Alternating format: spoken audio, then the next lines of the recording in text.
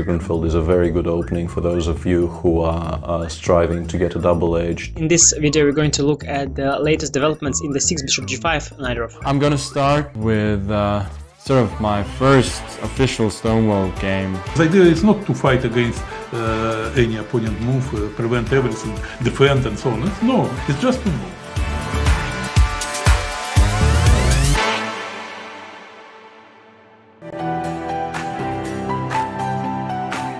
Okay, so let's send a challenge.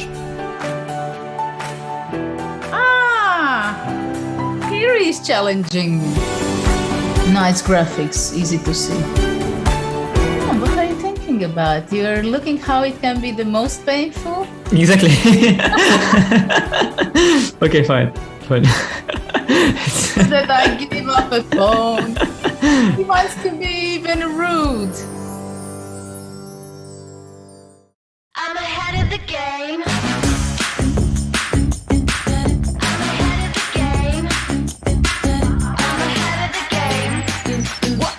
Well, the phone is always ringing. I'm caught up on the line. Got a string around my finger. Remember who am I? I'm a boss and I'm honestly off my rocker, but follow me. I'm ahead of the game. I'm ahead of the game. I'm only ever slinging. I'm working overtime. Got a song and I'm the singer, the melody, the vibe. I'm a prodigy. Logically, I'm impossibly wanted. Then they'll remember my name. They'll remember my name. Ooh, well,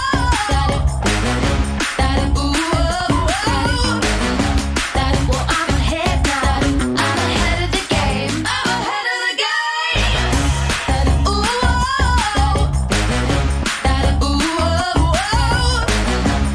well, I'm ahead now. I'm ahead of the game. I'm ahead of the game. Well, I'm ahead now. Well, I'm ahead now. I'm ahead of the game. I'm ahead of the game.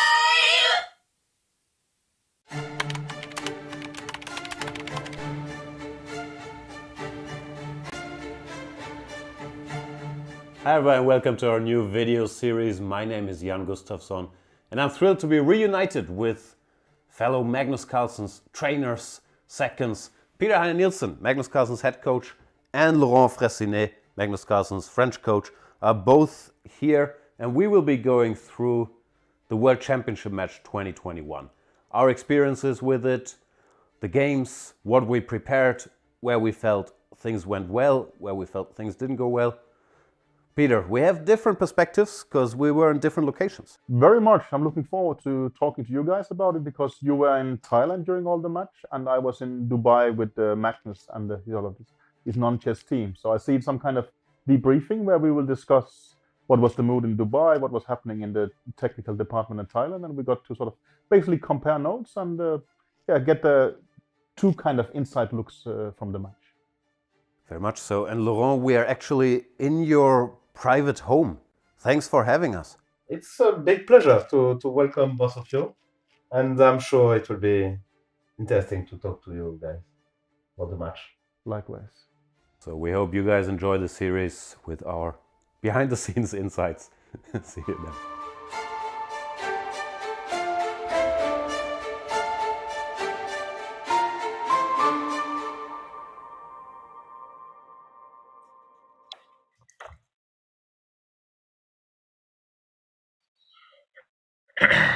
All right, welcome everybody to Banter Blitz. I'm glad to be back after a little break. So just as a reminder to all, I'm only going to be reading, and I'm going to have my trustable links in there occasionally, but for YouTube and Twitch, I'm not reading your chat, I'm sorry. Yeah, let's get this show on the road. First up, I have Sweet Harmony, so I'm going to try to play Sicilian. This play zone is very user unfriendly for me. I don't know why, but if you can see when I try to click a piece, like cursor's over b6, but it somehow, yeah, something to fix, but it's not calibrated right. So bishop b5, I should be able to go knight d4. I'm just gonna refresh and see if this helps. So now he goes, yeah, it's refreshing. It's taking a second. connecting to a game. I don't know why this user interface is difficult for me. I don't know if other people are struggling with it as well, but all right, so knight f3. Now comes the part where I try to remember what I gave, but I don't. Yeah, okay, so still, when I move the pieces, it looks weird, like it's hard to put the piece on the right square, but I'll get used to it. So bishop c4. Playing this voluntarily without even waiting for me to play a6 doesn't feel like it should be so dangerous, so I'm just going to complete development. If he plays knight takes d4 and queen f3, so I don't think I'm scared of e5 if I go knight f6, so I'm going to do it. If he plays e5, I think I can go knight g4, knight takes d4, and then knight takes e5. So he goes d3 instead, very calm and patient. I'm going to go d6. Hi, good to see you in chat. Let me just see if I can look for a link for my Trustable courses that I can shamelessly spam, but I think it's should be here in just a second. So I'm going to search for my courses. So this is going to be a technically difficult day. My internet is clearly slow, as well as I put my cursor on the d5 square and the pawn is going to e5. So it's just, this is going to be a day, but I'm going to put my Trustable links in here. All right, so here I think if anybody's better, it's black, because he has a little bit more central space. I don't want to trade these knights. I think he will lose time with his knight to e5 later. So I'm probably going to start with a5 just to provoke him into playing a4, which hopefully will make some more weaknesses. And then we can go bishop d7, and I think his knight on f4 is a little bit awkward, but it's not a huge deal, but I'm hopeful that someday I can take advantage. So let's start with bishop c6. That's a nice active move. And I'm just sort of primitive plan of going queen d7 and taking his pawn, but it might not be that easy for him to prevent. So he goes for queen g4, which is aggressive, but I think could be flawed, because now I will go e5. He has to move the knight back to e2, and then I can go king h8. And my concern with this position before was that maybe he could play f4, but now that he has played queen g4, this means that when I play king h8, I will be ready to meet f4 with f5, and then I can get e4 in. So here, king h8, and now f5 is coming. I think black's position looks pretty good. So yeah, this seems nice.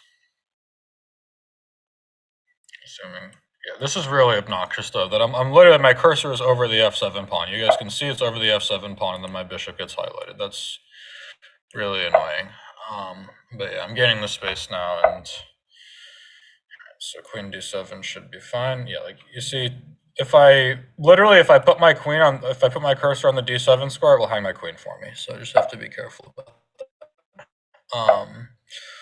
Queen h4, sure. I don't believe you're gonna checkmate me. Maybe I can just take on a4 and go pawn grabbing. Let's see why not. Let's just do it. I could have also played for f4 or something, but this seems pretty convincing. I don't think he gets nearly enough for this pawn. Knight c5 comes next. He's not checkmating me with all these pieces passive.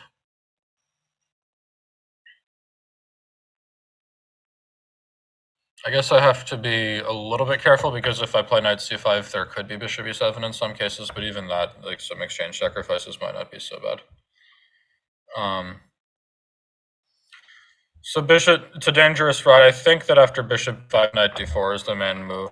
My memory has gotten really bad as I've gotten old, but I think that's the case. So we go rook e8 now. I don't think, not a ton of choice on that one, but I don't really get the point of white's play. He can go bishop f6, but then I go knight c5, and I'm pretty healthy pawn up, I think. So bishop a3 instead.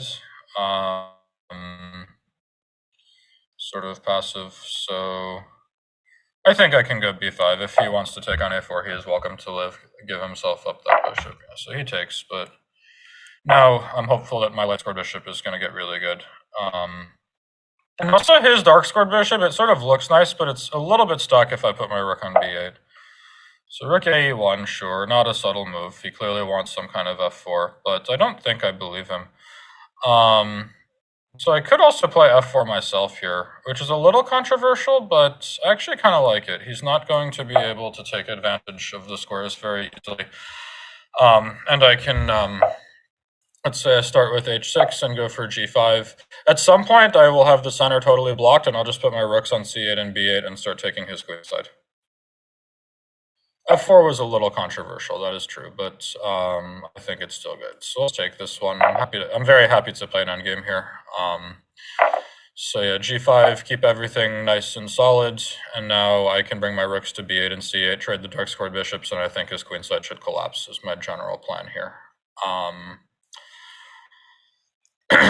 We'll see if he can do something about it. All right, so king g8 is fine. It's actually very hard mechanically to move quickly when there's this weird thing about your pieces going to the wrong squares.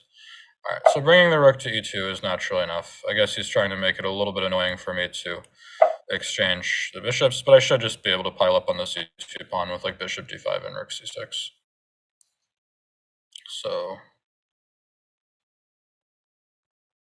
did I blunder bishop d6? I may have. No, but there's rook e6 and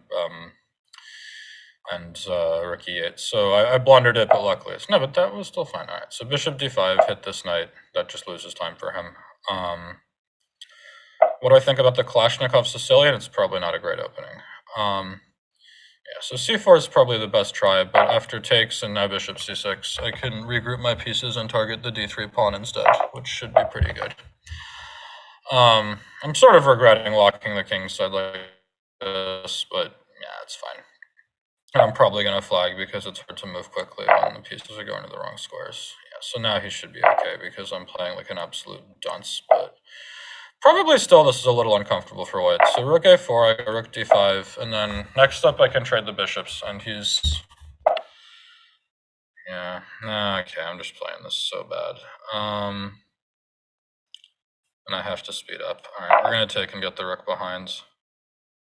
I cannot begin to stress how maddening it is that my pieces are going to the wrong squares. That just pisses me off so much. All right, the guy's offered a draw. I think I can probably continue here, but... Yeah, so here, let's go e4. And try to make something happen. Check. I don't even know why I'm going so nuts, but... Alright, we're playing Banter Blitz. Let's have fun. No reason to play Banter Blitz like a wimp. But this might actually work. Yeah, that should be... No, I should mate it. 6 and then f3, and I give mate. F3, and he should be mated. And g3. So I went a little bit nuts here, but it worked. Don't try this at home in real games, but here he is checkmated.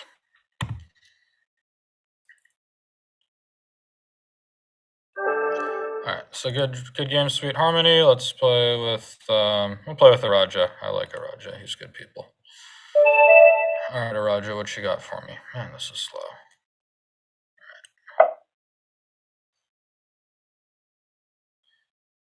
Let's see. I'm not much of an e4 player, but we'll give this a try versus our pal Araja here.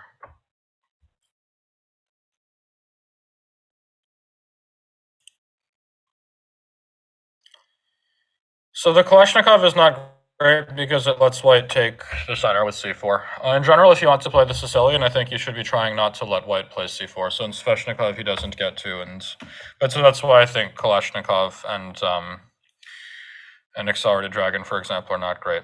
All right, so Raja not showing up, so we're going to abort this one and then play with someone else. Let's play with Popstar. I don't think I've played with you before, so good luck, Popstar, or Popter, whatever this is. Good luck, we'll play. So e4, c5, d6. And we'll see if I can play my classical Sicilian repertoire that I did here for Chessable.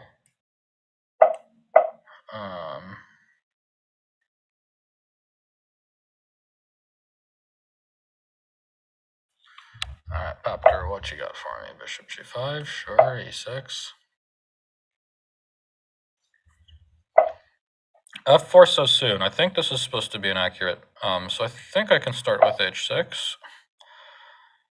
And this is supposed to be too fast, yeah. So now I can take this one, and I think this position's supposed to be nice for black. So take. I have to be a little bit careful.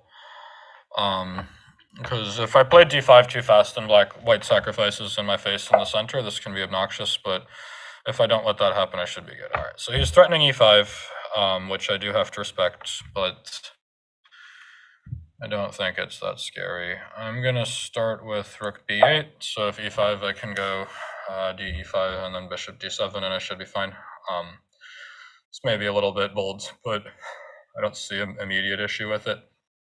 And this open b file is nice. He probably has to castle into it here. But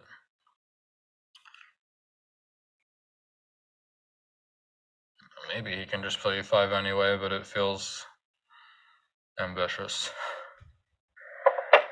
So he heard me and castles into it. I think I can get away with d5 now because he will be unable to sacrifice a piece on d5 thanks to the hanging pawn on b2.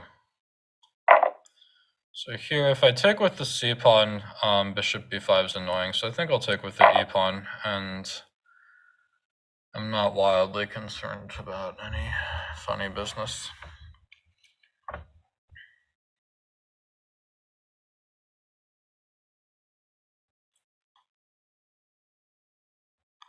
But yeah, here, like if I just go like bishop d6 and castle, or bishop b4 and castle, black should be very comfortable. So white should be pretty energetic, but I just don't really believe in his his possibilities here. Even if I end up with my king on f8, I don't think I mind that so much. I can go h5 and develop my rook that way, and that will also threaten bishop g4 and make it hard for him to support the f4 pawn because of h4. So I quite like my position already.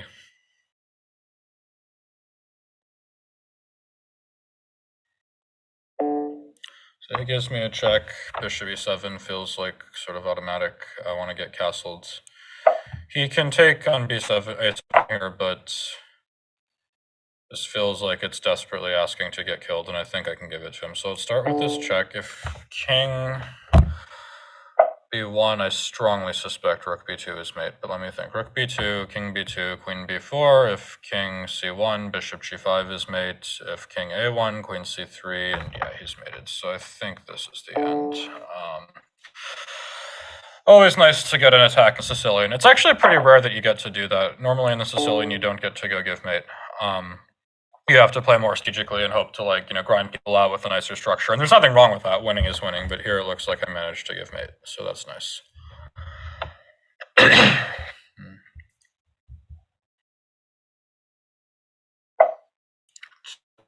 Check, and then back to b4. And then my dark squared bishop will join the attack, and then it's over.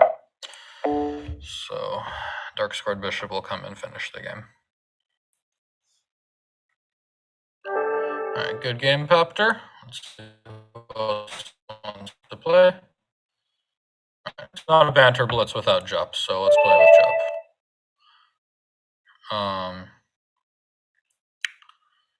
Good luck, Jup. Let's have a good game. All right, Sicilian time. Let's see if I can play another classic Sicilian, or if Jup wants some sideline.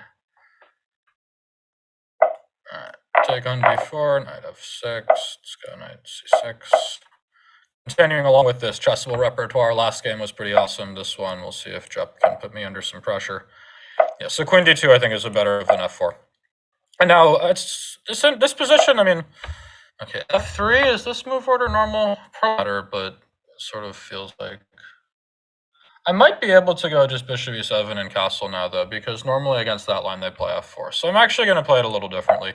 In the course, I would just play bishop d7 against everything, but I think this bishop e7 line is not great against against f4, but against f3 I think it's totally playable. So this is a little bit of a different way of playing, but I think it's probably fine. So I am going to take this knight and then go queen a4, queen a5. This is sort of how black generally sets up his pieces in this line. And in some cases I can even consider e5 and bishop e6. And I think that black has a reasonable position here.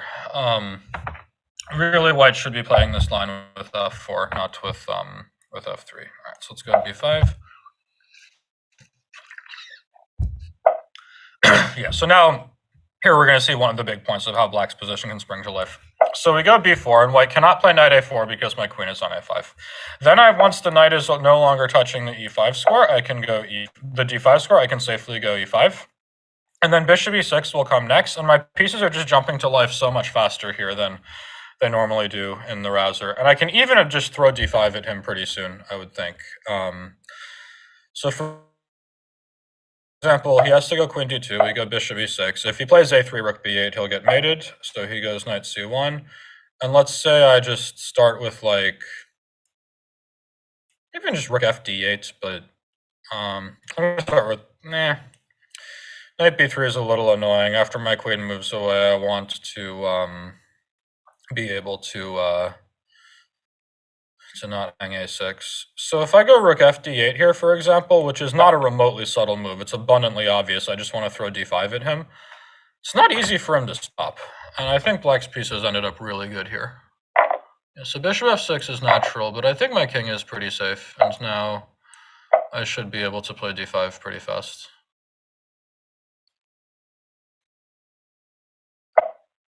So he doesn't care about d5.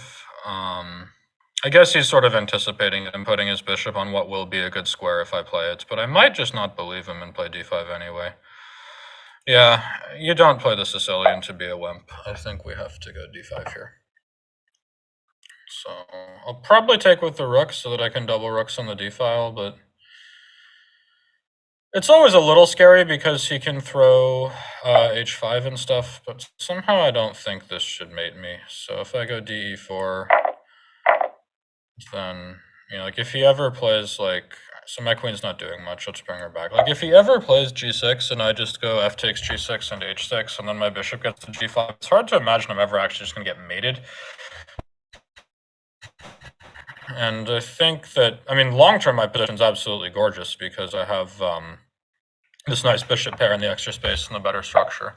Yeah, so he's going to try to mate me, but I don't think this is going to work. So like I take this, I go h6. If he sacrifices on h6, I can go take, bishop f6, and my queen will sit on g7, and I don't think he's going to mate me. But otherwise, I just don't really believe it for white. Like, maybe my next move is bishop f8 or something, and I just don't think he's going to give mate, and structurally, white's not doing very well, and the knight on a1 is bad. What's wrong? What do you mean, what's wrong with Caruana? He's a chess player. He has good tournaments and bad tournaments like any other. All right, so rook f1. I'm pretty happy to just start trading pieces, so let's do it. But no, like every chess player has a range of outcomes of how well they play, and sometimes you're just going to play really well and at the top of your range, and sometimes you're not going to. And that's normal. All right, so let's take with the bishop. I don't want to hang a6, and this overprotects h6, and now I think, structurally speaking, black is doing great. But no, this candidate's clearly an opponent. She is just playing head and shoulders better than everyone else. So, and I always like it when the guy who clearly deserves it most wins the tournament. So that's, I guess, it's not like he's getting lucky. All right, so here. Yeah, now this g6 pawn could be weak. Like if white plays queen d5, I can take it and then...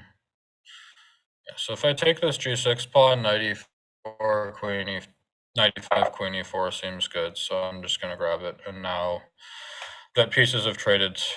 Yeah, so this is like your more typical like good Sicilian game, I think. Like the previous one, we just saw black just like go nuts and just go give mate. That's always great when it happens, but you can't count on that. It's pretty rare that this actually gets to happen. Here I thought I had rook d8. Let's find out. But when that happens, it's fantastic but that's pretty rare. Normally in the Sicilian, you have to grind out your opponents like this, where, you know, I got a better structure and then I'm a pawn up and, you know, things like that. What do I think of Kramnik saying the game quality is low? I don't know. Some of them have been. In the beginning, I think it was lower than it is now, but the games have gotten better. At least Nepomniachtchi has been playing very well, so, and he's the guy who's winning the tournament, so that's really what matters. But yeah, so here this should be a pretty routine win because of my extra pawn, and the bishop should be better than the knight, and yeah, so let's get moving. Should be good. Yeah, people saying no one goes for the candidates for second place. I'm really hopeful that Magnus is blowing smoke. It would totally suck if he didn't play the World Championship. He's so clearly the best player in the world, and if someone becomes the World Champion without beating him and he's still like 60 points higher rated, that would really be lame. I don't think he's going to sit it out, knowing him. I think he'll find the motivation, especially now that, like, last time Nepomniachtchi, he absolutely deserved to win the tournament, but it felt like he was getting lucky. I mean, his biggest issue has always been stamina, and he lost round 7 twice, and then additionally he got like this free win against Alexienko, when Alexienko just sort of forgot his opening preparation and lost like very quickly without a fight. So it just sort of felt like, yeah, he won the tournament and he deserved it, but he got a bit lucky. And here, like, he's not getting lucky at all. He's just playing head and shoulders better than everybody else. And that's, I think when Magnus sees that, he'll see him as a worthy challenger and hopefully defend his title. All right, these pawns should go through. Here, you can check me if you want, but king f3, and this knight is dominated, and my pawns will promote.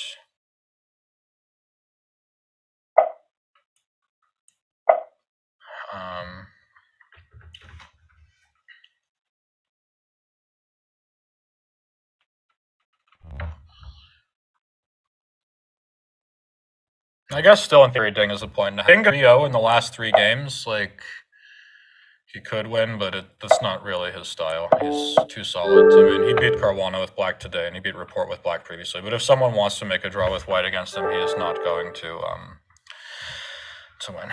All right, so let's see who else wants to play. Let's go with Monkey King. Butters! Oh, come on. If it's Butters, I have to play with you. Butters is my favorite character in, like, cinema or cartoon or whatever history. All right, Butters, what you got for me? Beat my Semislav. Low, low, low, I've got some apples. Low, low, low, we've got some too. All right. Butters, I would have been so disappointed if you took on d5, but good job, you didn't. All right, so bishop d3 already.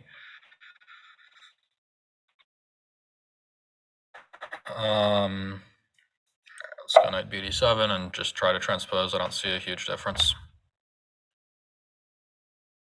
Yeah, so now we're back into mainline Semislav, and I'll get to see if I can remember what I gave in my course. So I gave bishop d6, this much I'm sure of. Black bishop b7 and a6 are both interesting too, but I gave bishop d6. So castle, castle. E4 already. No, in general, I think it's a big mistake for white to be playing e4 in these positions while black's bishop is still on c8, because once e4, e5 comes, this bishop on c8 gets good. So you should wait for the bishop to come to b7 before playing e4. So here, I think in general, bishop g5 should be met with h6. Bishop h4, sure. Let's see, rook e8, d5. d4, okay, rook e8, d5 might be a little bit annoying. I'm just gonna take this one and go knight e5. It's hard to imagine that's gonna be wrong. And black's pieces look pretty good. So, yeah, and here this bishop on h4 can sort of end up misplaced. So for example, if I play a6 here, it looks like f4 could win a piece, but I have a feeling like just some sort of bishop c5 and knight g6 will be good. So yeah, here if f4 I can go like bishop c5, if bishop f2 I can go knight fg4, and then it should be good for me. And otherwise, c5 is coming, and this is okay. So a4 sort of should always be met with b4 because now the knight doesn't get the a4 square.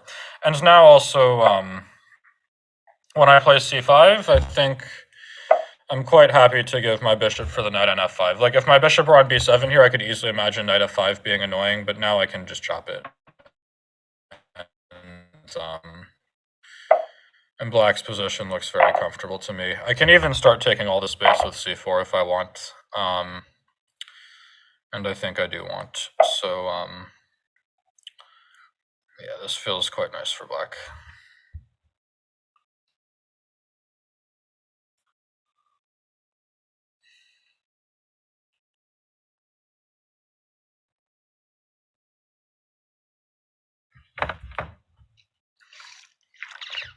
Bishop on b1 is really bad.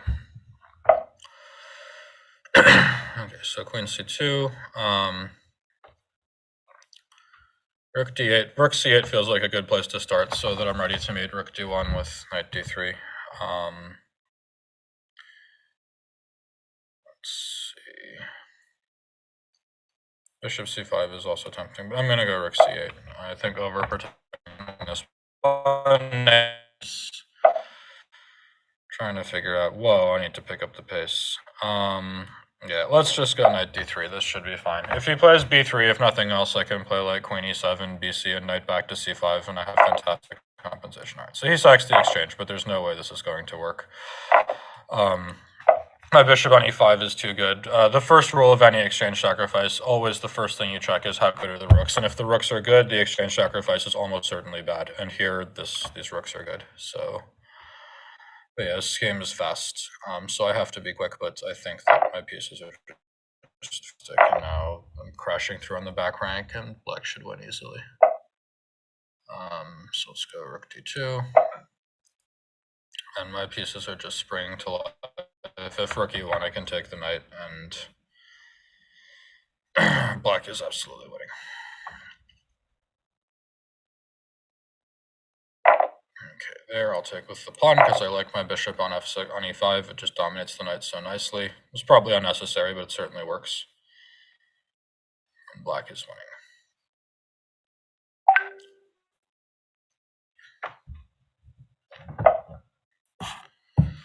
Knight g3. Let's go. Rook takes b2 and threaten b3 and threaten rook somewhere. And yeah, this is very much gone. As long as I don't flag. But he has less time than me, and so I should be okay. h4. Let's just move this rook and go rook takes a2 next. Seems like a good policy. b3 was also fine. Clever. Alright, rook c2.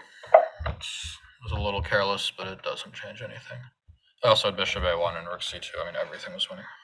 Even rook a2 was good there, actually, because I had rook c1 mate. Alright, let's grab this rook.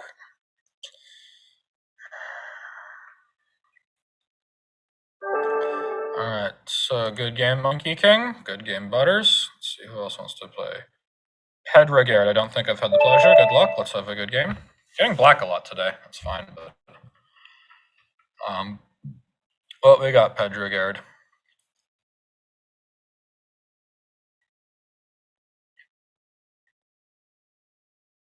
Five, four, three, two, one, abort. Okay. Who else? Let's play with Jose Moya. What is it with people not showing up? 5, 4, 3, 2, 1. Okay. Let's see. Oh, I see. Some of these challenges are like a month old. Should by newest first. That's why. Okay, newest first. All right, that should help. All right, Erdness Carlson. Let's play with you. Good luck. Let's see. So e4, c5. See if I can play this classical Sicilian repertoire. Knight f3, d6. d4, cd4. Knight f6.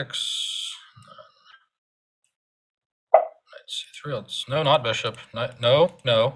I'm trying to click the knight. That's b8. There we go. Took some effort, but I got to move the knight. All right, so e6. Yeah, so a6, and so Jupp here played f3, which I thought was an inaccurate move order, but against Castle Long, I have to play bishop d7, which sticks to the main line. All right, so king b1, and now, can't remember. I'm pretty sure I'm supposed to take on d4 here and then go bishop e7. I played bishop e7 first against Dominguez, but I got a lousy position. I did save the game, but it was... all right, so here, just opening the d file like this, it's hard to imagine this is the most challenging way. Let's start by just offering a queen trade. This should be totally fine. I want to get my bishop to c6 before I castle, so that it doesn't get pinned or something. But black's position should be very comfortable here. Just stick the bishop on c6 and castle, and what can go wrong?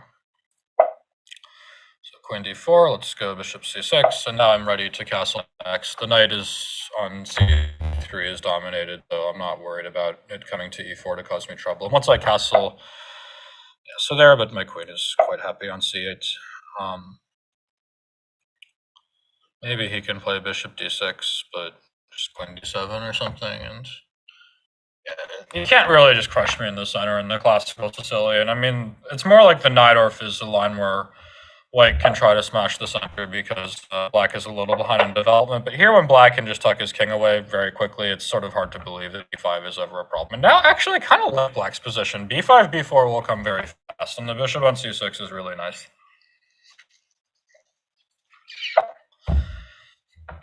All right, bishop d3. So rook d8 sort of plays itself, so I'll start with that. And then this queen is actually a little bit awkward for white because, yeah, there I can go b5, and that's a nice tempo to win. And now his queen's actually going to really get harassed. Like, if queen b3, I might even just go knight d7. So hang on, if I go knight d7 here, he has to go like knight e4, and then bishop d5, queen c3, and it gets away. I could just go a5, b4 and a5, that's probably more thematic. Yeah, let's just be fast. I mean, I probably could have been more aggressive than this, but this should be fine. If knight a4, I can go knight d5. I can also go bishop d5, but then c4. So here, bishop d5, c4, he's okay. So let's just go a5 and keep gaining space. And my pawn mass is really coming here.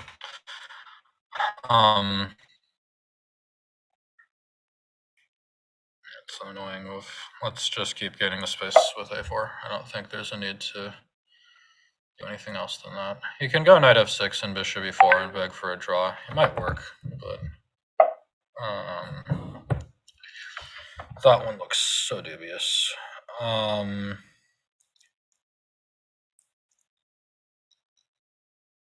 Queen b7. Yeah, so like now if I go queen b7, he no longer can play knight c5 because he hangs on b3. So let's just go queen. Yeah, I have to start playing faster as well. So yeah, here I think this is going to fall apart for white pretty fast.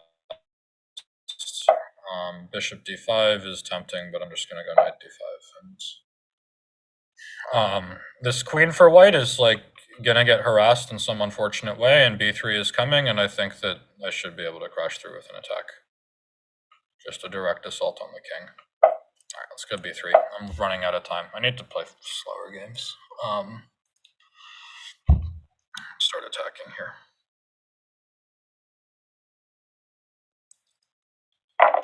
Takes, no, but now you're very much checkmated. Queen a7, and this has to be made. If this is not made, I'm playing the wrong game.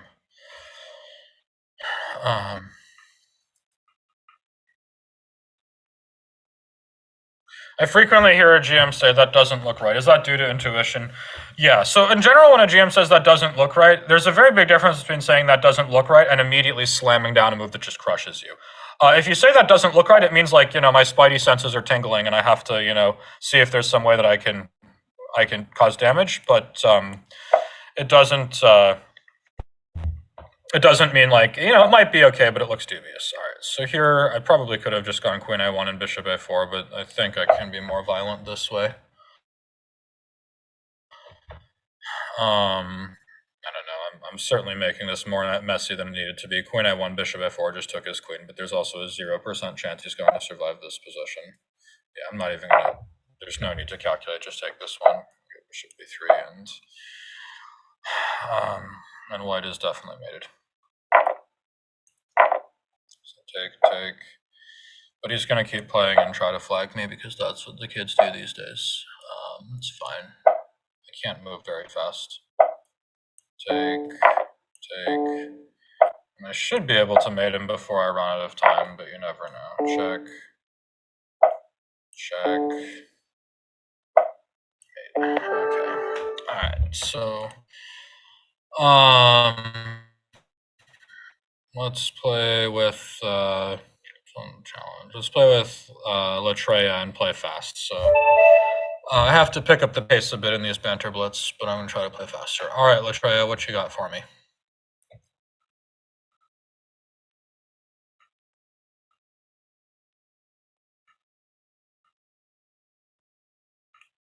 Not here. 5. And okay, you are.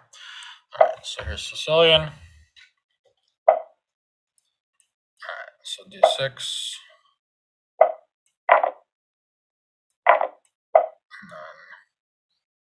Nah, stick with the classical. I thought about playing the Knight for a second, but no, we're gonna stick with the repertoire. All right, Latreia, what you got for me? Queen D2, Queen D3. What do you want to play? F4 again. I always thought this was an inaccurate move because now he does not get Queen D2 very easily because of Bishop E7.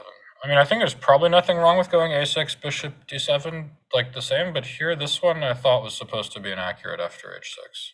Alright, so he takes C6 directly, but that doesn't feel great either. So yeah, I got Bishop E7 now, and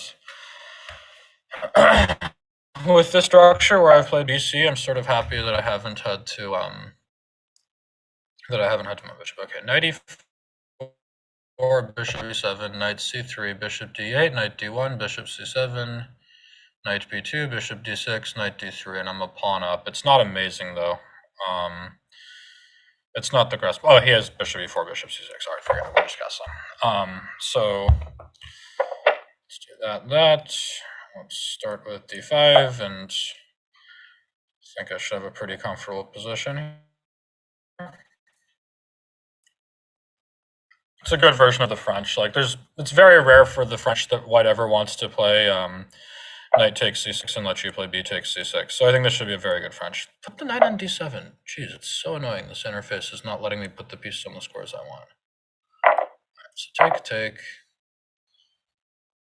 And I think my top priority should now be exchange the white scored bishops and gain space on the queen side. Because if the white scored bishops are on the board, I could at least imagine white attacking me, but without them, there's no way.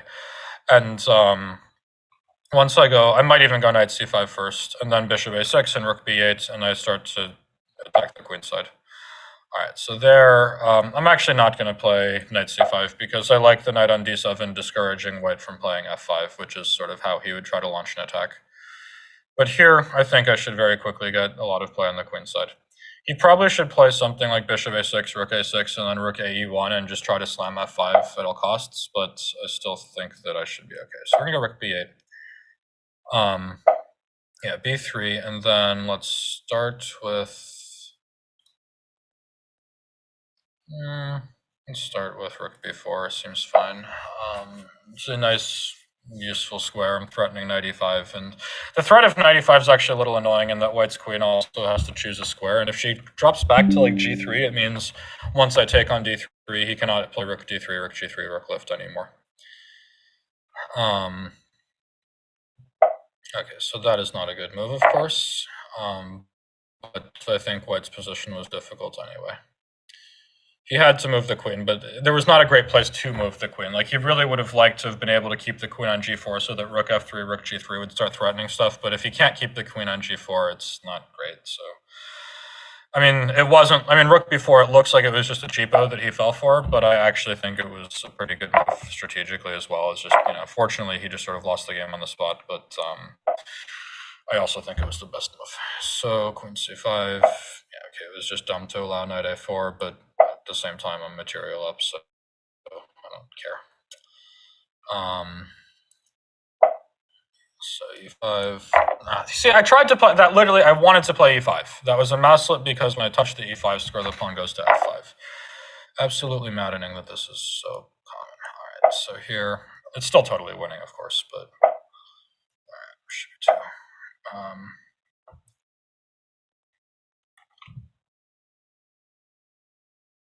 And now we're good to go. All right, so good game, Latreia.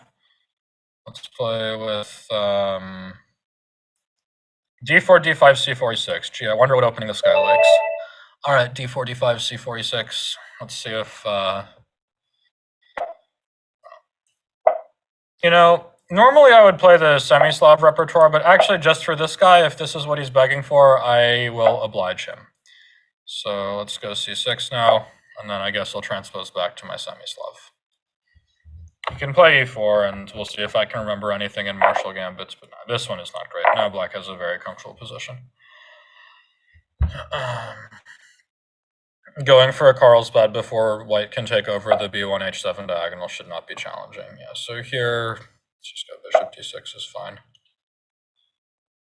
Kramnik student, what happens after bishop e2, rook e1? Yeah, of course I didn't see it, but I think I should still be good. All right, so he managed to take the key diagonal from me, but at the same time I got my bishop to d6 very easily, so I think black's position should be very comfortable.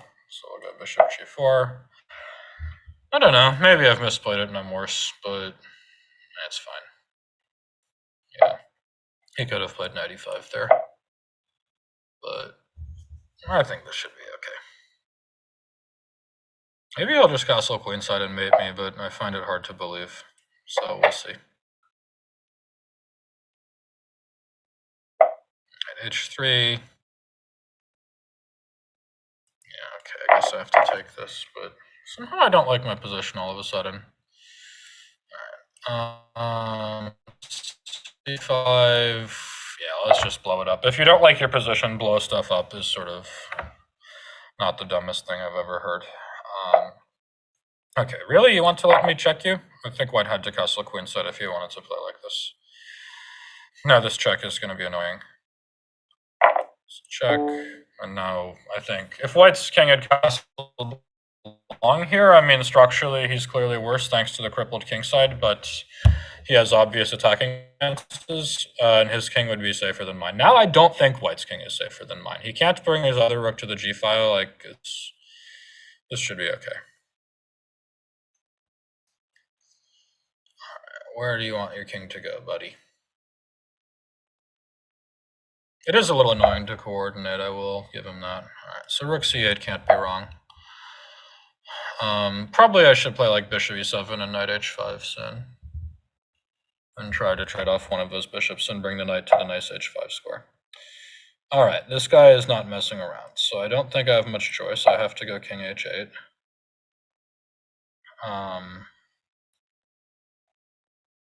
But at the same time, actually, this is something of a risky move, because now knight e4 could be a very serious idea for me. Like, he will have to keep the queens on the board, and then I think his king will just get throttled. So knight e4 is a huge threat. I couldn't have played it last move because of queen h6, but here, like, knight e4 could be coming. Alright, so he goes knight d5, but I have a feeling knight e4 should just crush him. Like, this opposite bishop attack, and like, once my pieces spring to life like this, if he takes d8, maybe he can take d8 and try to trap my knight, but feels hard to believe, and I can always just take f3, and black is definitely better. The only question is how much. And here, like, with white's center insecure like this, I think that this attack could be very scary for him. Also, I didn't have much of a choice after knight d5, but this does look good.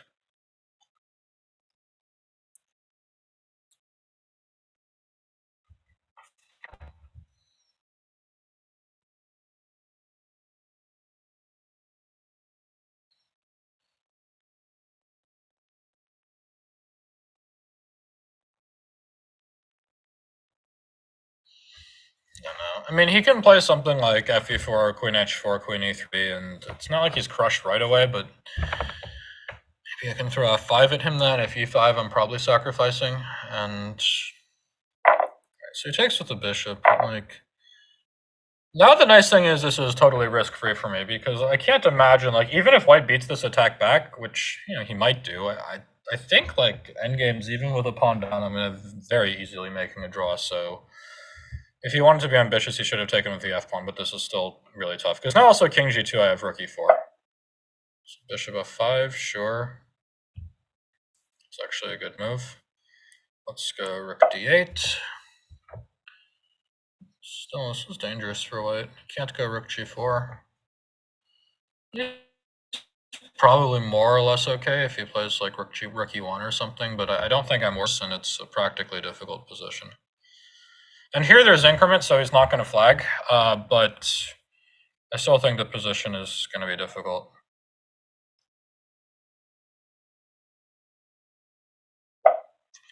Knight e3, sure.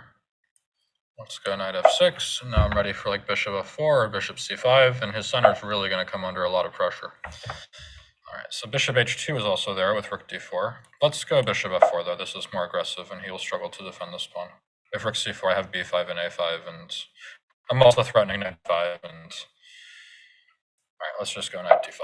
I think this is collapsing. That's the queen. All right. So good game, d4, d5, c4, e6. Let's see who else wants to play. We'll play with Osley Castillo. All right, Osley Castillo from Canada, my neighbor to the north. Good luck. Let's have a good game. Keep playing classical Sicilian because it's working so far. I did the chessable course on it. And I'll put my link back in.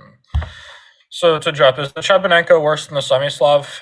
Objectively, I think yes. Maybe not that much yes, but definitely. The real problem is the Chebanenko is it's very passive. It's hard to like play for an initiative. It's not fun. I mean, it feels like you could end up slightly worse with no real counterplay and you suffer and suffer. And, you know, there's guys like that who can do that and just make draws. And, you know, I'm not saying you can't play it, but the Semislav just feels so more vibrant. And like, if white wants to get an advantage against you, A, he's probably not going to get it, but B, he has to do some risky stuff. But yeah, so one big appeal of the classical Sicilian is that white doesn't get to play an English attack, and this just shows why here. All right, so if he gives me an unopposed squared bishop, like, this is an absolute dream dragon for black. You never get mated with the dark squared bishop alone, and when you have an unopposed dark squared bishop, and I think like I have a fantastic position already. But yeah, you can't play the English attack against the classical Sicilian. And now, like, I think white strategically just lost, basically. Like, I can go queen b6 or queen a5 next. So queen b6 is, like, the strategic way through, which looks, like, really good. But I'm actually just going to try to mate him. So we'll see if I manage. Maybe I should have played bishop e6 to avoid bishop c4. But yeah, I'm going to go queen a5 and just try to play for mate. Bishop e6, rook b8, the pieces come very fast. That's a good move, though, which is a bit annoying. I can always take on c3, and the position's miserable, but I'm going to try to be more aggressive just because I feel feisty today. So he has to play bishop b3. If he doesn't, he's going to get mated. So sure, and now I'll go rook b8, and I'm hoping to just throw c5, c4 at him next. That one... All right, fine. I'm just going to take it. And bishop takes on f5 or something, and I will put the bishop on g7. But did I just hang e7? Yeah, I was thinking bishop f5, and I can nick the bishop on g6, but I just hung e7 like an absolute numbskull. So I have to... Yeah, I'm not paying enough attention this game. All right, so I'll take with the queen on f5 so that I don't hang e7, and this is still very good for me. The queen is fine on g6, and too much central control. Bishop is too good. So I'm now threatening bishop b3 and rook b3 too. So this is still good. It just feels like I'm not even mad. I don't even necessarily think gf5 was a bad move. I'm just annoyed with myself that I was clumsy and I missed a key detail. All right, so that's probably a reasonable move. But let's start just gaining space on the queen side and trying to destabilize his bishop.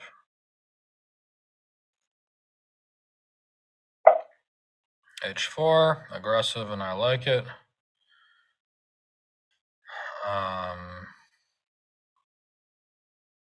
Alright, I will stick this bishop on e5 so that my queen has the g7 square and so that I don't have to worry about bishop e6.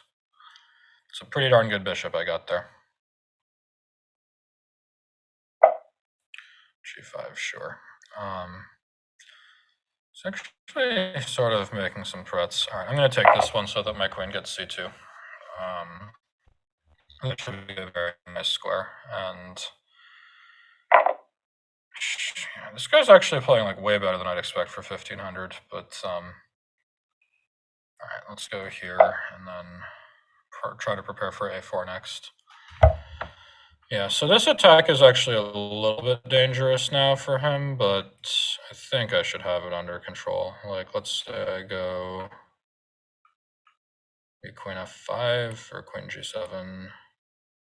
Let's go queen g7. This is probably safest. And if he plays g6, I can just take twice, and the open h file shouldn't hurt me as long as I don't know though. This is actually sort of looking a little bit scary. I mean, g6, I have to take it. I can't let him play h6, but so that I'm happy to see because this is too slow, and now I go a4. Actually, no, bishop f4 is taking his stuff. Right now, a4. I'm going to be aggressive because that's what we're here for. We're not here to see boring games. All right, h3. And I should be able to crash through here. So rook c4. If g6, I can take twice and no threats. Or I'm going to take once and go h6 just to be ultra safe. And I should be able to crash through to his king pretty shortly. So there. Actually, this is still annoying. He's playing really well. All right, we're going to block his rook out.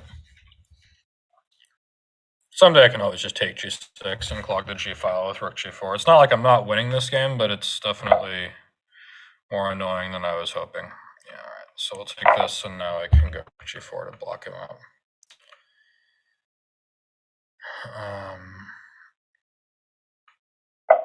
So rook g4 takes and takes. And this was a lot shakier than I would have liked, but black is totally winning. So I was like Castillo, playing good chess. Well done. But yeah, I got you now. Alright, so let's play another game. Alright, Dangerous Raj, you want to play Kalashnikov and you want to get busted? Let's see if I can hurt you. I haven't studied it in God knows how long. Alright, we'll see if you can play Kalashnikov. Okay, so let's see if I can cause trouble for you. But I don't know. So d6 and then c4. And the big point of the reason like Sveshnikov is better is that white doesn't get this c4 move in. So the real question is like, can black somehow can black somehow like make it not a big deal that I got c4? But I think the answer is no. I think it's just sort of unpleasant. So now you have to go a6, taking this one opportunity when I have to go knight back to a3. But I think white's position is supposed to just be comfortable here. g6, okay. This is some Jobava stuff. I prepared for him in the World Cup, but for some reason I can't remember what you're supposed to play. So this can't be wrong, just stopping him from playing knight 4. And now I just don't see the counterplay. I mean, white's got all this space, and I don't know, maybe there's chances somehow, but it feels like unpleasant. I think there was some Jorge Corey game where he tried to play like this and play like knight a5 and b5, and this was with Nihal, and Nihal just ignored him and let him take on b4, and then take on c4, and then played b4 himself, and just like totally crushed him. So like, I thought that was a pretty good way of playing. So yeah, for example, here if b5 takes queen c7, black does seem to get away with it, but like if after b5 I go rook d1 and then bc4, b4, but then d5 comes. So that might be the way. Yeah, so here actually I think I may have fallen for the one trick. If I take b5, queen c7, I'll just lose a piece there, yeah? I don't get enough counterplay, and but yeah, now here he's going to get d5, and that's the annoying part. Yeah, I needed to go a4. And then blow it would have been better. All right, I fell for your one trick, Dangerous Raj. Be happy with yourself that you have fooled me. All right, we're just gonna play it the same way. It's probably pretty reasonable for black now, but I don't think it's the end of the world. So he goes bc4, I go b4, d5. Take everything, and I will anchor the bishop on c5 later and go rook ac1 and knight e3, and I don't think this is so bad. But yeah, I fell for the one Kalashnikov trick, so you know you guys are watching an idiot.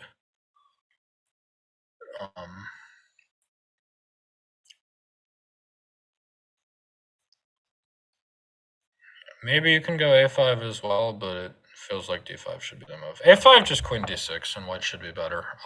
The c pawn is well blockaded, and my a pawn will be stronger. So you have to throw d5, but after I take everything and go bishop c5, it's still not an easy position, I don't think.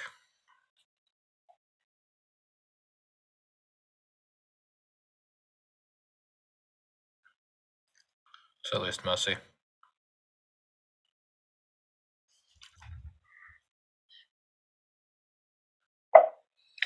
Knight g4 is very, very wrong. So we're going to take this one, go f3, take on d6, and I think black is strategically busted. So, yeah, this is just bad. His bishop on g7 sucks, his knight on e7 sucks, the structure is bad, a6 is loose. You had to go d5 there, and then it was messy and unclear. It might have been okay for black, but like this one I think is just terrible. The a6 pawn is loose, and so I take the d file, it's all terrible.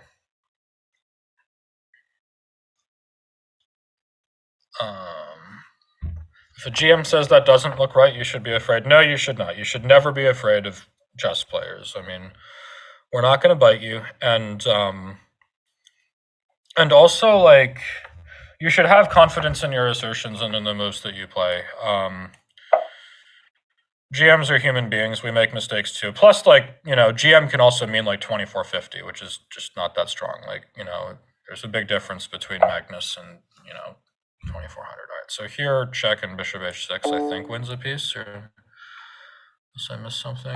Knight d5, I can go knight takes d5 and knight f6 check. But yeah, all right, Dangerous Raj. You had your chance, but here I think you're busted.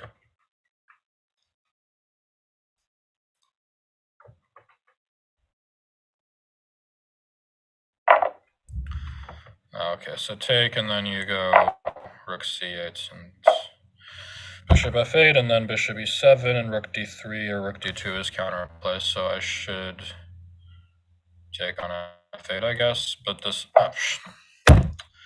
Alright, that's how you win with the Kalashnikov. That's how you win with the Kalashnikov, but this endgame would have been... this endgame would have been very bad for black as well, once I bring to e3 and then go, like, you know, knight d1, king c3 or something. All right, good game, Dangerous Raj. So, hang on, there's no challenges here.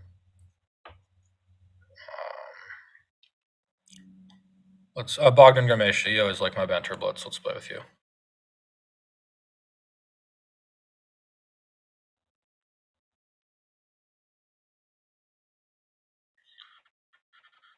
My internet connection is unstable. Special reason for that? There we go, it took a second, but... Oh boy. Alright, so let's play some Semi-Slav and see if Bogdan Gameshi can hurt me.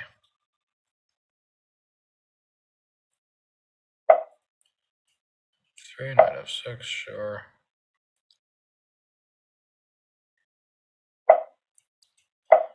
c4, c6. And keep playing the chessboard repertoire. I'll put it in chat one more time here in case anybody wants. All right, so queen b3 is actually a pretty interesting move. I gave dc4 and bishop f5, which is one way that black can play. There's others, but this one I thought was nice. And here, if I recall, there was this detail that I believe black should be very careful about not playing knight bd7 too fast, or else he ends up worse. I had a game like that with Ray Robson, where he played knight bd7 quickly and sort of got crushed.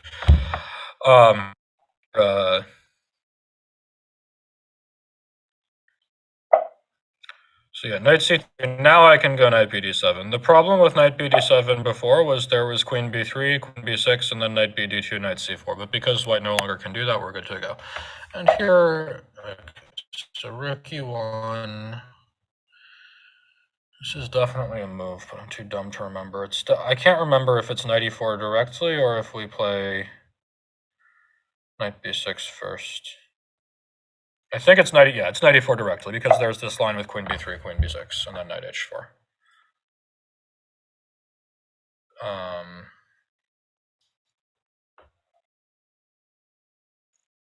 Yeah.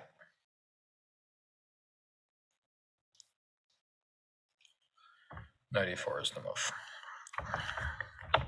And now queen b3 is the normal, and then there's this line queen b6, knight h4. All right, so bishop f4, I don't know. Let's just go queen b6 because it's queen b6. Maybe he is knight h4. There is annoying. Let's go a5 and gain some space. In terms of solidity, what's the difference between the Petrov and the Berlin? Don't know. I've never played the Petrov for some reason. Like, whenever I want to just go into like I'm gonna be super solid mode, I've always chosen Berlin. They're very similar openings in that you can definitely play them for a win against the right opponent, but like it definitely needs to be the right opponent, because if someone wants to make a draw with you in the Petrov or Berlin, they're just going to do it. It's not going to stop them. But like, for example, Nepomniachtchi winning these games in the Petrov, it's because he knows that, you know, Firouzja is a self-respecting chess player and is going to actually try to win the game and go after him in a way that you wouldn't necessarily know if you were playing like some random 2600 who's just happy to make a draw with white, higher rated player. And I mean, the biggest example is certainly Report. Because Report, like, literally just, he was supposed to just agree a draw in like one more move, and then he didn't. So Krennic says it's easier to get the Petrov than the Berlin because white can play bishop c4. I guess, but I don't know. I don't think the Italian is wildly scary. I mean, it's just another line that you can play. Also, the Petrov is annoying because if white plays bishop c2 on bishop c4 on the second move, I think the easiest solution is definitely knight c6. But then white can just transpose back to the Italian anyway. So I don't know. All right, here I don't think we need to rush with c5. Maybe we do actually. Okay, 95's in. Hang on. Actually, 95 was an annoying move. You could have played that. I have to be careful. 95 is this of me to allow. So I'm going to start with rook fd8, so that on 95 I can take on g2. I don't know. I mean, the Petrov and Berlin are both, like, if you want to go the I'm going to be solid route, like, those are your two best choices against e4 for sure. So I would prefer the Berlin if for no other reason that I've just played it a bunch and I've done a chessable course, which you all should immediately buy. But no, I mean, Berlin is fine. Petrov is fine. It's funny. I did a huge amount of work on the Petrov and Berlin from the white side recently because I played this Prague Masters and I wanted to play e4. And I'd always struggled with that stuff. So I just did a huge amount of work trying to get ready. And then I got 3 Sicilians. I was like, damn, if I had known that, I might have done something, might have been playing e4 earlier. But yeah, so, all right. This is pretty boring, but it's a little, my position is a little unpleasant, but it should be fine. So I think I have to take d4 here. Can't imagine letting him play d5 is a brilliant idea. This knight on c4 is pretty good. But if I take this and go knight c5, I should have enough counterplay against his a-pawn that black should be okay. So yeah, if take on d8, I take with the bishop, of course, and then the counterplay against the a-pawn should be enough for me to be more or less fine. It's the most popular opening at super tournaments. I think it's probably still the Berlin. Or at least it's a popular opening, I don't know. You get it a lot. Queen's Gambit declined is very common too, with with no move order, but knight f3 in the third move.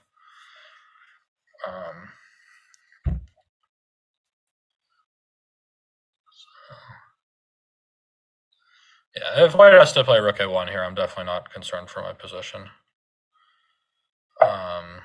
But he tries bishop b3. So I guess his point is if knight a4, he goes rook a1. But then I have rook c8, knight d6, and he's good.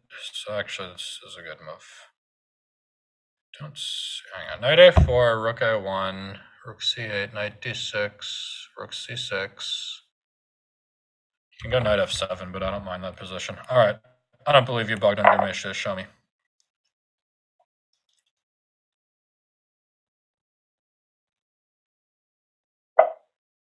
That's not going to work. Now I get this square. And now I'm a pawn up. So, yeah, now this should just be technique, but I do have to be somewhat careful, I guess, but it should be winning. Should be 6, sure. So I can take this and go rook a6 and then a4. This will be a little annoying still. So trade the rooks. His king is pretty close to my pawn, which is obnoxious, but I think once my knight is on c5, I should be okay. So there I'm going to start with this check and asking where it wants to go, because with king d5, I have knight c3. So, yeah, he goes there, but now I give him this check, and now I think my b pawn is safe enough, and white should win, or black should win. King 6. This was not a great game from my end, but turned out okay. And now I'll just go and take his e-pawn, I think is good policy. Oh, he's starting to checkmate me. Be a little careful. All right, so I will start with knight a5 by regrouping the knight. Okay, if he goes that way, then maybe I just invade with the king.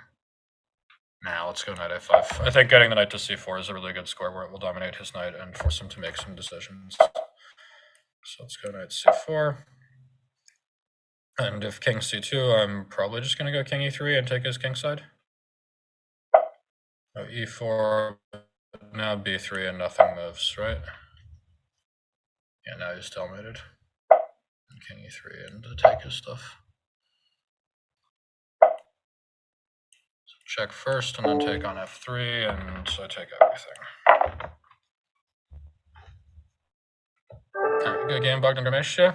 Let's see, who else wants to play? Let's play with Yali Sokolovska. I remember he gave me a good fight in a previous game. So let's see what you got, Yali Sokolovski.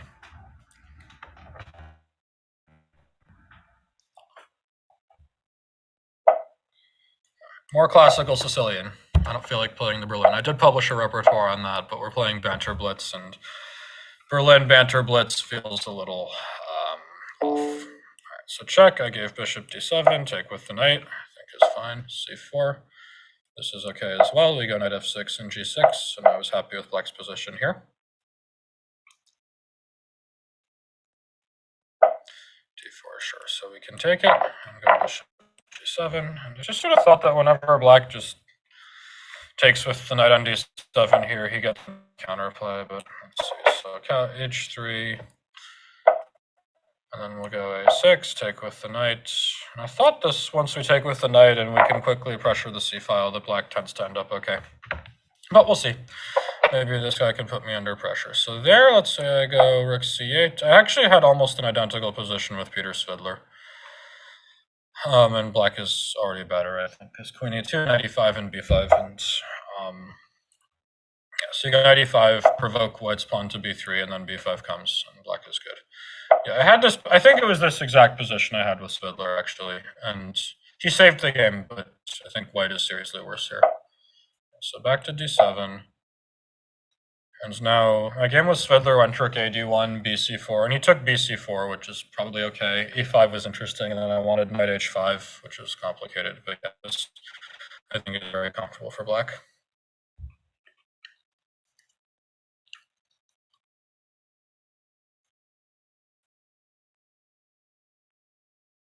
And yeah, white is not easily able to just consolidate the center if you take on d7 like this.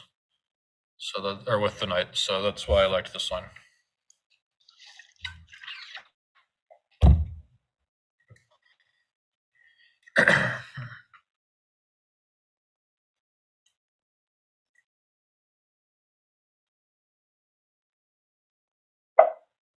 bishop f2 feels pretty lame. So let's say I take this one, and I think actually I'm just going to throw e5 at him. I like that change to the structure. And my knight on e5 will be really good and pressure the c4 pawn. I had this position with Svether where he had played rook d1 instead, and I believe the game then continued. Because his rook was on d1, he had this move c5, which complicated things a bit. But here, that's not happening.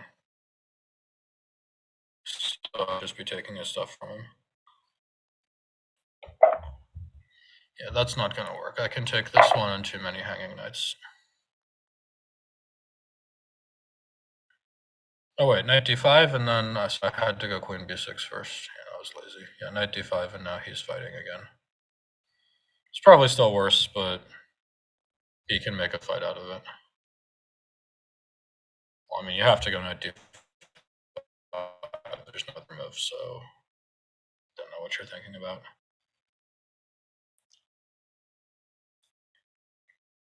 And knight d5, knight takes d5 is too outlandish. Bishop d8, knight c3. It looks like fun, but it's... I don't believe in it. Maybe if it was 3-0, I'd give that a try, but hang on. So how bad is this? If I play rook d4, knight f6, king h8, does he have a move? Queen f2 there, the bishop is defended, and then he... If I have to let his bishop sit on f6, that actually seems pretty bad. I suspect black is fine after rook d4, but maybe I should just go knight d5 because we're playing Banter Blitz and it's fun. You know what? We're playing Banter Blitz. Let's have fun. This is 100% unsound, but we're going to give it a try just because.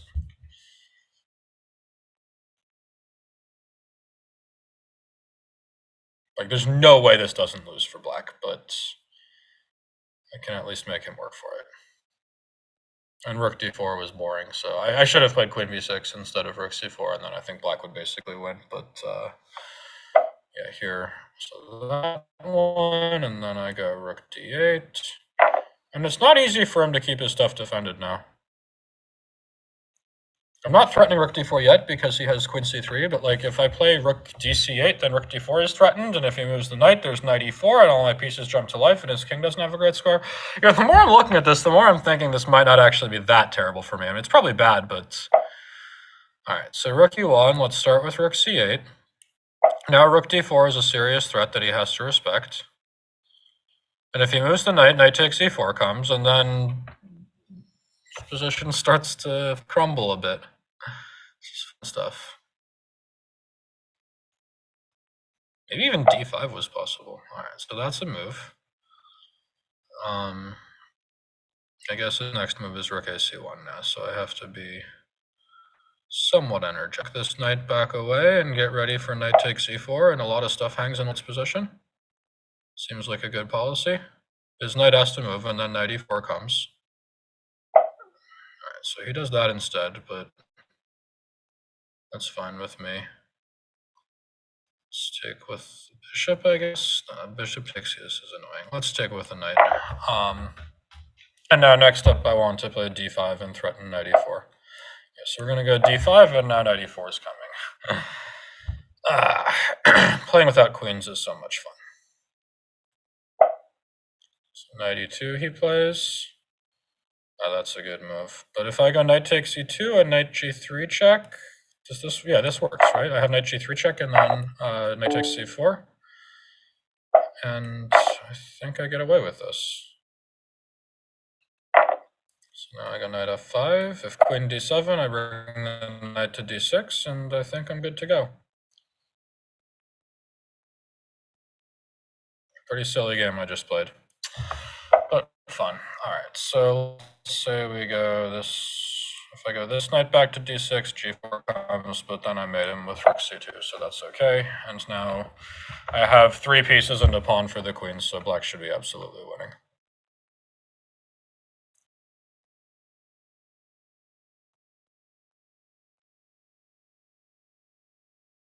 And rook d1 never helps.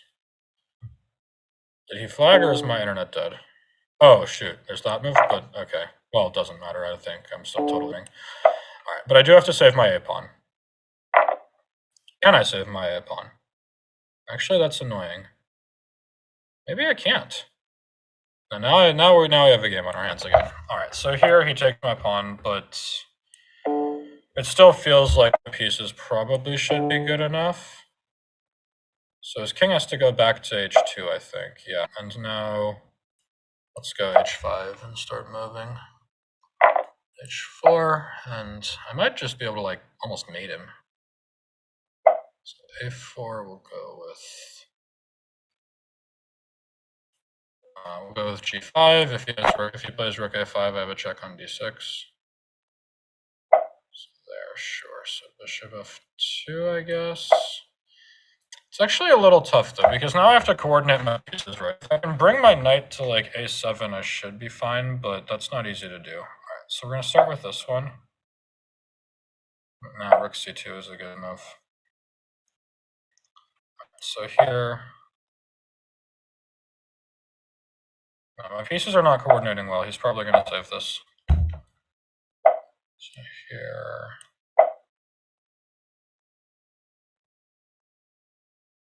yeah, it's hard to keep this pawn under control. All right, so let's go king. Has a mess slip again. He's trying to go king g7, but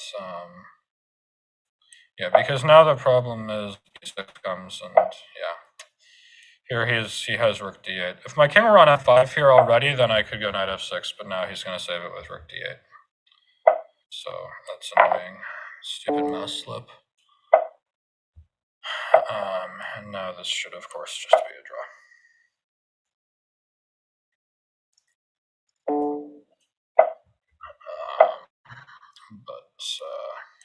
Yeah, if I had been able to move my king properly, I think I might have won by playing king f5. And then I put the wrong knight on d6. This is not a great game, but it's okay. g3, are you insane?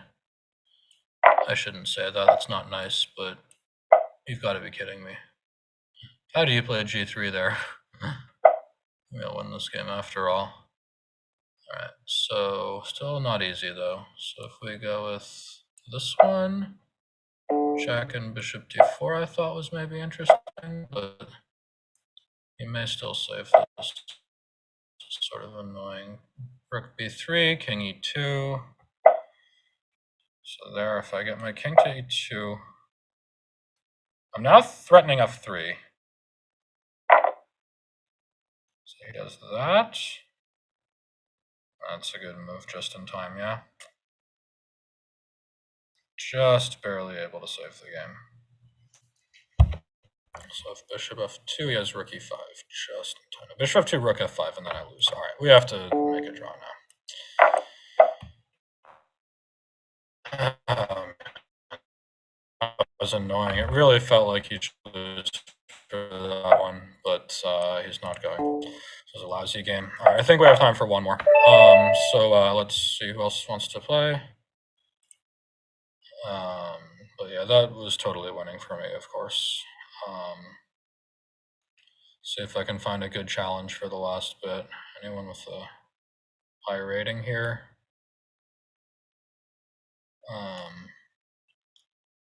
Okay, Panhurch, you're pretty good. We'll play with you. Are you online? All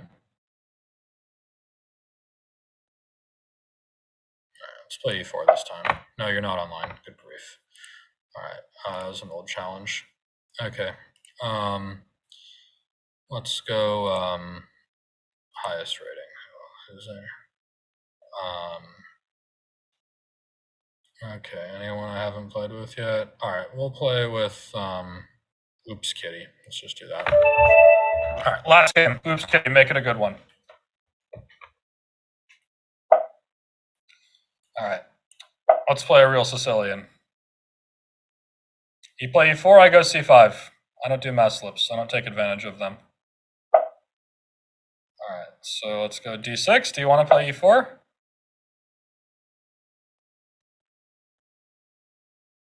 Okay, fine. We're playing something else. So I guess we're just going to end up playing some kind of King's Indian.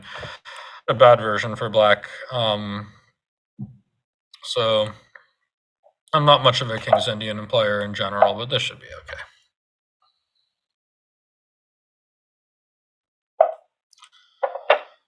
we'll go. Yeah, the pawn on c6 is a little weird because it makes it harder for me to comfortably play e5, but I can give it a try. This should be all right. If he plays d5, maybe I can just go c5. I'm certainly far from the world's biggest King's Indian expert. All right. I guess rook e8 can't be wrong. That's a pretty normal move in these positions, but I wouldn't know. I don't play no King's Indian. All right, so here we should go with the pawn. And I actually think this structure can be annoying for white. Yeah, so that one is just, the queen will not be stable here, so it doesn't do anything. And I actually think this structure can be a bit annoying for white. The weakness of the e4 square and stuff can become a problem. So like it looks like white should be doing great because he's a little lead in development, he's fighting for the d-file, but he has no squares there. And when I go knight c5 and like bishop e6, I actually think like black's coordination often ends up better. I mean, you don't really want to play de5 in the King's Indian without a really good reason. So here, for example, knight c5 comes, and now I'm threatening bishop f5, which would totally ruin his day. But if he plays e4 and then I go knight e6, or bishop g4 first and then knight e6 later, I mean, I don't know. I mean, that's. I know King's Indian players always love playing structures like this, but yeah. So here, let's say I start with bishop g4. It's not going to be a great bishop, and then I aim for knight e6, knight d4 next. I mean, this could end up very unpleasant for white very fast if he's not careful. When we'll see you around here again. I don't actually know off the top of my head when my next Banter Blitz will be, but we'll see. All right, so I'm going to start with h5. I'm pretty happy to play hg4, but we'll see. So h3, and now I guess I should probably keep pieces on the board. I don't want to let his knight come to e2. That would fix. But actually, I could have taken because if knight e2, e4 would have been hanging. So I don't know. I think black's always slightly better here, but it's never that easy to make that much progress. So here, I think he probably just blundered that one, but I mean, it's not blundered. It's not like he's losing the game, but it's a step in the wrong direction for white. All right, so now what? To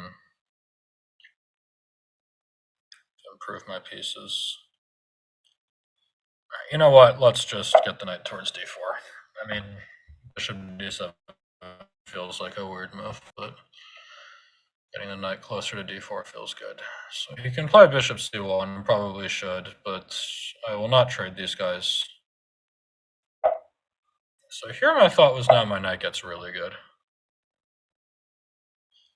was studying a Kalashnikov course from Daniel King on Chessable. I mean, probably he made his best attempt to make the Kalashnikov work, but like in general, I mean, I hate to be somewhat elitist and prejudiced. I don't really trust Chessable courses from people who don't play active tournament chess. It's not even that I think they're bad players or I think they're peddling stuff that's wrong. I just think that if you don't play active tournament chess, you get really out of touch with the way people think nowadays and the way people play.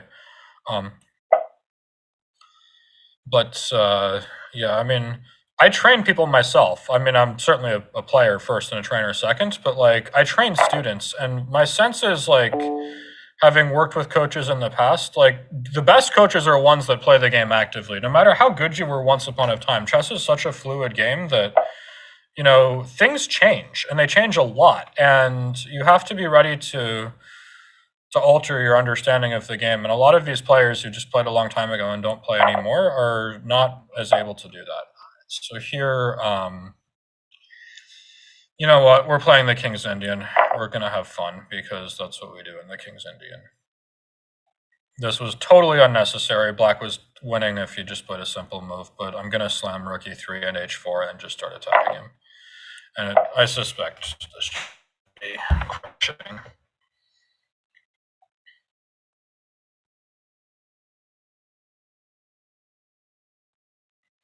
But yeah, like when I look at Chessable courses, I never really check too close to the courses from people who don't play the game seriously. Among other things, the lines they usually recommend are usually sidelines that are not great. But I'm much more interested in, you know, when Gayuski comes out with a new course, then yeah, I'm going to check it. Or when, you know, So or Geary or someone is publishing something, I'm much more interested in what they have to say. All right, here, let's go rook e8. Now, probably I'm threatening some kind of bishop h3, rook e3, rook g3, going h4 mate. But pieces spring to life here. Alright, rookie bishop h3, he has king f2, but then bishop g4, so this is going to fall apart and might get mated. Maybe I should play the King's Indian, guys. What do you think?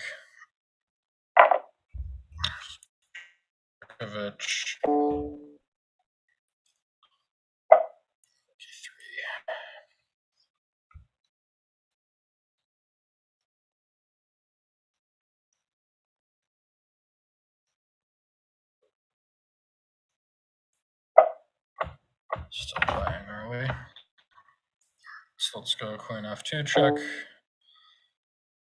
And then here, rook g3, and that should be the end.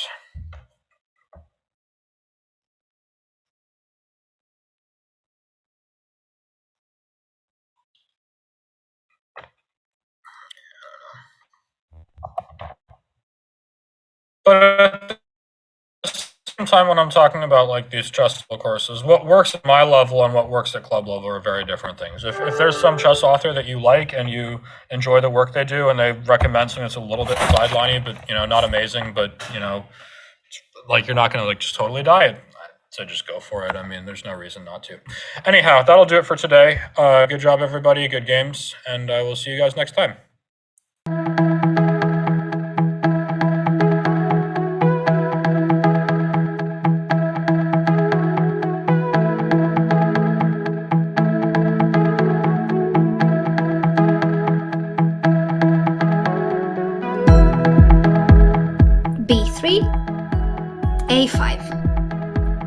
What do you think about this opening? Honestly, what do you think? You don't have to play knight c3. We can actually put a piece on d2, which is better because then we avoid the potential doubling of our c-pawns. What you have to understand about practical endgames as a whole is that just like in the middle game or the opening, you cannot rely solely on these general considerations. Time to take control of your journey towards chess mastery. Magnus Carlsen introduces Chessable, the definitive solution for studying chess. Move Trainer uses the science of spaced repetition to identify your strengths and eliminate your weaknesses. There's no need to set up a board, remember which page you're on, or keep track of all the moves you miss. Move Trainer empowers you to go from the opening to the endgame with confidence. It's a seamless, effective, and fun way to study chess. Choose from one of the largest online chess libraries in the world, with hundreds of titles ranging from classic books through to our exclusive Chessable courses, including over 100 free courses. Get expert insights from International Master John Bartholomew, Grandmaster Sam Shankland, International Master Christoph Sulecki, Grandmaster Simon Williams, World Champion Magnus Carlsen, and hundreds of other instructors. Get started now and join our growing community of over 100,000 chess enthusiasts at chessable.com. Chessable, take control of your journey towards chess mastery. Welcome to the new Chess24 playing experience. Play in light mode or dark mode. Choose from a range of time controls or create a custom game and get paired with players from around the world fast. Enjoy a polished playing experience while making moves on a fresh, responsive board to claim your victories. Train and improve with over 80,000 puzzles. And that's not all. Download now and discover what more you can enjoy in our brand new app.